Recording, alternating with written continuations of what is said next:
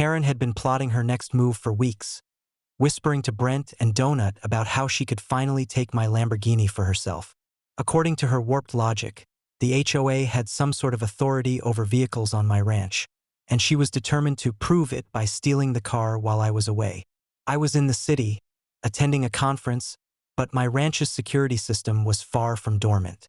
It was connected to every gate, camera, and sensor on the property, and even the Lamborghini itself was equipped with GPS tracking, facial ID authentication, and remote immobilization features that Karen had no idea existed. The morning of the theft attempt, Karen, Brent, and Donut approached the barn where the Lamborghini was parked, wearing gloves and hoods like amateur thieves in a low-budget crime movie. Donut tripped on the driveway gravel immediately, sprawling face first and knocking over a set of cones I had set up as part of a defensive perimeter. Brent helped him up, but not before a motion-activated floodlight illuminated the area, temporarily blinding them and sending Karen into a frustrated tirade about sabotage and tyranny.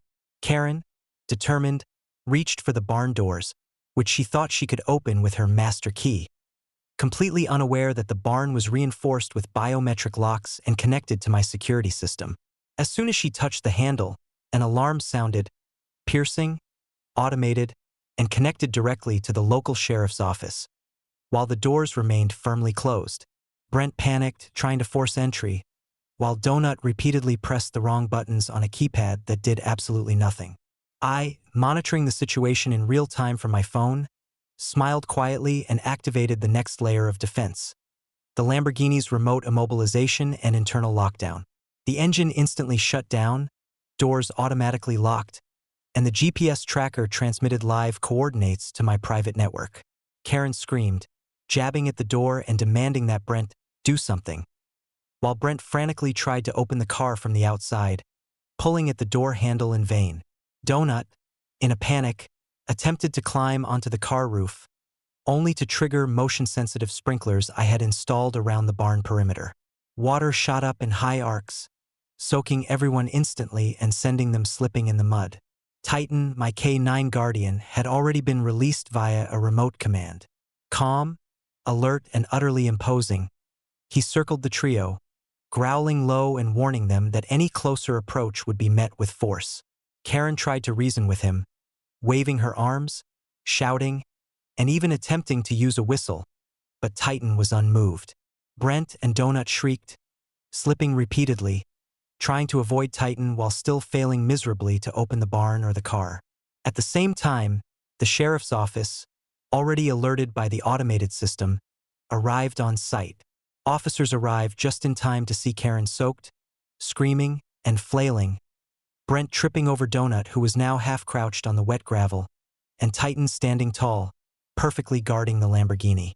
All of them were quickly handcuffed for attempted theft, trespassing, and interference with private property. The Lamborghini remained untouched, locked, and completely secure, while Karen's grand scheme had failed spectacularly.